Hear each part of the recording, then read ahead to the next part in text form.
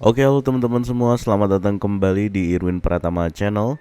Pada video kali ini, gue bakal cerita sedikit tentang pengalaman gue menggunakan macOS Sequoia di MacBook Air 2014 yang gue gunakan dan umurnya juga sudah sangat tua ini. Jadi, bagi kalian yang belum nonton video gue sebelumnya terkait bagaimana cara menginstal macOS Sequoia di MacBook Air jadul 2014, kalian bisa tonton dulu di video sebelumnya ya. Oke, kenapa gue memutuskan untuk menggunakan macOS Sequoia di MacBook Air gue yang tahunnya ini adalah early 2014? Karena yang pertama adalah di MacBook Air gue yang lama yang masih menggunakan macOS Big Sur itu beberapa aplikasi sudah tidak compatible. Salah satunya adalah Office 365, kemudian aplikasi GarageBand dan aplikasi editing video yaitu Final Cut Pro. Nah, atas dasar itulah gue mencoba untuk mencari tahu sendiri apakah memang bisa untuk mengupgrade si macOS yang aslinya itu sudah mentok di Big Sur, tapi gua naikkan secara paksa ya dalam tanda kutip ke macOS Sequoia, dan ternyata bisa teman-teman. Jadi gua akan sharing pengalaman penggunaan selama menggunakan macOS Sequoia ini di MacBook Air 2014. Let's check it out.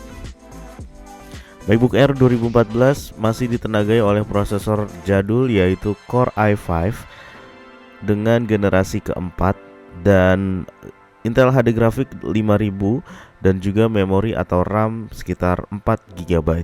Kemudian dari sisi port ini terbilang cukup lengkap dibandingkan MacBook Air zaman sekarang ya, karena dia memiliki MagSafe, kemudian USB A itu ada 2 dan juga Thunderbolt untuk display port.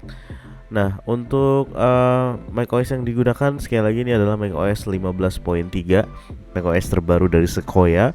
Lalu untuk displaynya adalah 1440x900. Memang belum Full HD, tapi dari sisi layar untuk era tahun 2014 ini sudah cukup baik ya, cukup bagus. Dan ini keterangan terkait RAM yaitu 4 GB, hanya 4 GB, tapi nanti gua akan kasih lihat bagaimana RAM 4 GB di MacBook Air ini bisa menjalankan aplikasi yang cukup berat khususnya untuk editing ya. Kemudian untuk cycle count-nya ini masih 254 dan masih terhitung normal untuk baterainya. Salah satu alasan kenapa gua pindah dari Big Sur ke Sequoia adalah untuk menikmati fitur-fitur baru yang terdapat pada macOS Sequoia pastinya. Fitur yang pertama adalah gue bisa menambahkan widget di home screen ya, yang artinya di sini kita bisa menaruh widget seperti yang ada di iPhone. Ya, jadi tampilannya nggak monoton hanya sekedar wallpaper aja, tapi kita bisa mengatur widget ini untuk disusun di sebelah kiri, di sebelah tengah, atau di pinggir sebelah kanan. Itu bebas suka-suka kita. Dan ini hanya berlaku untuk macOS terbaru pastinya ya. Mungkin ini fitur ini udah ada di macOS 14, tapi di macOS Sequoia ini pastinya sudah ada juga. Kemudian widgetnya ini juga bisa kita pilih mau yang mana, itu berdasarkan aplikasi apa. Ini kita bisa pilih teman-teman. Jadi sangat memudahkan untuk menambah penampilan baru di MacBook Air 2014 ini pastinya. Buat kalian yang sering multitasking, macOS Sequoia ini ternyata surprisingly sangat ngebantu. Dibandingkan OS sebelumnya yang gue pakai yaitu OS Big Sur, ternyata macOS Sequoia ini cukup ringan untuk digunakan di MacBook Air jadul 2014. Gue cukup terkejut karena gue pikir awalnya macOS Sequoia ini akan membuat performa MacBook Air 2014 gue ini menjadi semakin lemot atau semakin berat gitu ya dibandingkan gue pakai Big Sur. Tapi ternyata malah kebalikannya. Walaupun memang nggak secepat MacBook Air era sekarang, tapi setidaknya ngebuka aplikasinya itu nggak lemot banget. Karena gue pernah waktu itu gue buka aplikasi Word, Microsoft Word biasa di Big Sur, di OS Big Sur, itu lamanya bukan main. Tapi di sini nanti kita akan lihat sama-sama itu ngebukanya cukup cepat dan bisa langsung diakses dengan mudah gitu ya. Dan juga aplikasi-aplikasi lainnya nanti akan gue coba demokan, terutama aplikasi-aplikasi yang berkaitan dengan produktivitas. Nanti kita cek sama-sama. Dan kalian juga bisa lihat sendiri di sini gue scrolling aman banget. Bahkan ketika gue ngebuka browser yang lain seperti Google Chrome, ini juga mungkin memang nggak langsung terbuka si Google Chrome-nya, tapi dia masih bisa banget untuk multitasking. Walaupun tadi RAM yang dipunya hanya 4 GB aja. Oke, sekarang kita masuk ke bagian yang paling menarik. Jadi dulu tuh gue nggak pernah bisa ngebayangin untuk bisa pakai aplikasi berat seperti misalnya Office 365, GarageBand, atau bahkan Final Cut Pro di MacBook Air 2014 ini. Karena memang ketika gue cek, compatibility-nya itu sudah tidak berlaku untuk macOS Big Sur pada saat itu. Dan di sini gue kasih tunjuk aja ya, untuk Office 365 itu compatibility-nya itu minimal adalah macOS 13 atau yang terbaru.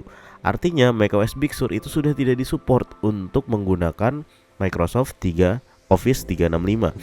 Nah, tapi di sini karena gue udah menggunakan macOS Sequoia, Office 365 bisa dibuka dengan lancar, bahkan bisa dipergunakan jauh lebih baik ketimbang di Big Sur. Karena waktu itu gue di Big Sur pakai patch ya, yang mana itu adalah Word versi bajakan, dan itu lemot banget ngebukanya coy.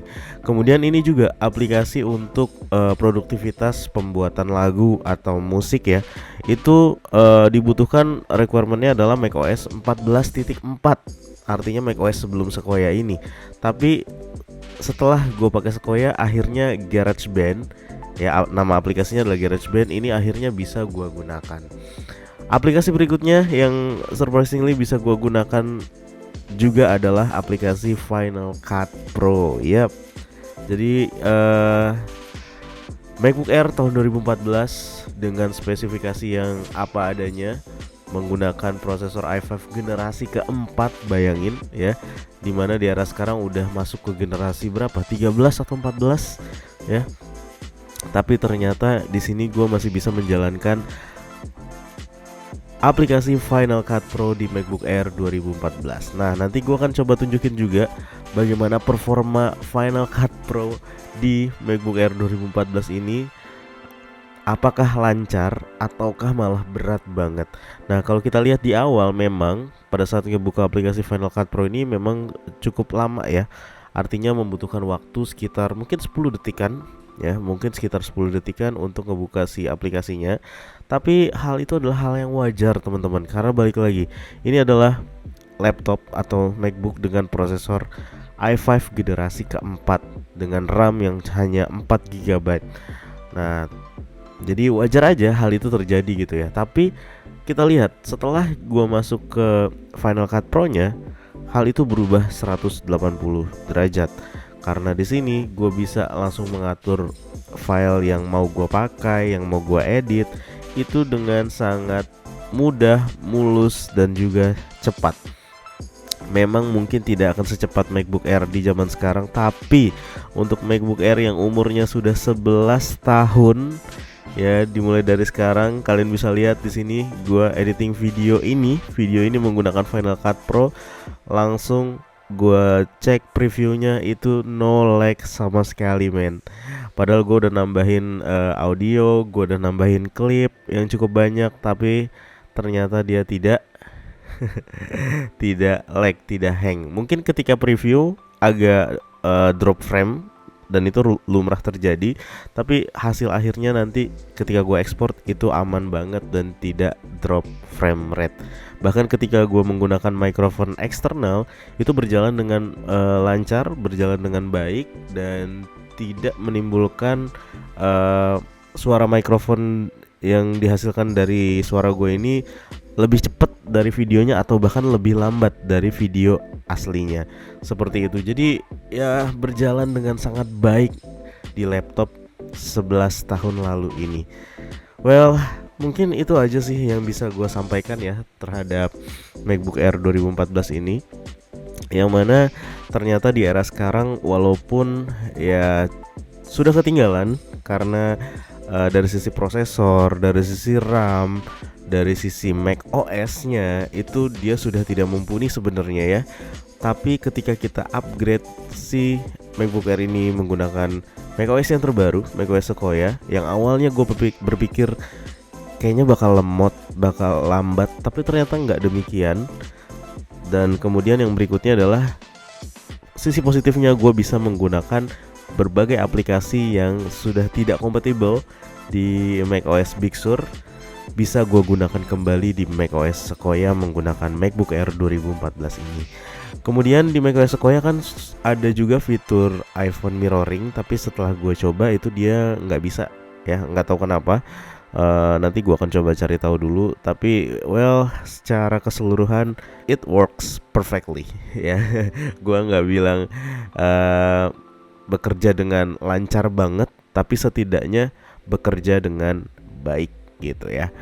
Oke, jadi mungkin itu aja video gue untuk review macOS Sequoia di MacBook Air 2014. Bagaimana pendapat kalian? Tulis di kolom komentar di bawah. Dan apakah MacBook Air 2014 ini masih worth it untuk dibeli di zaman sekarang? Kalau kalian update ke macOS Sequoia, gue bilang MacBook Air 2014 ini masih sangat worth it. Dengan harga yang cukup murah, 3 juta atau bahkan bisa 3 juta ke bawah. Ini cocok banget sih buat kalian yang baru mulai pakai MacBook dan mau mencoba MacBook.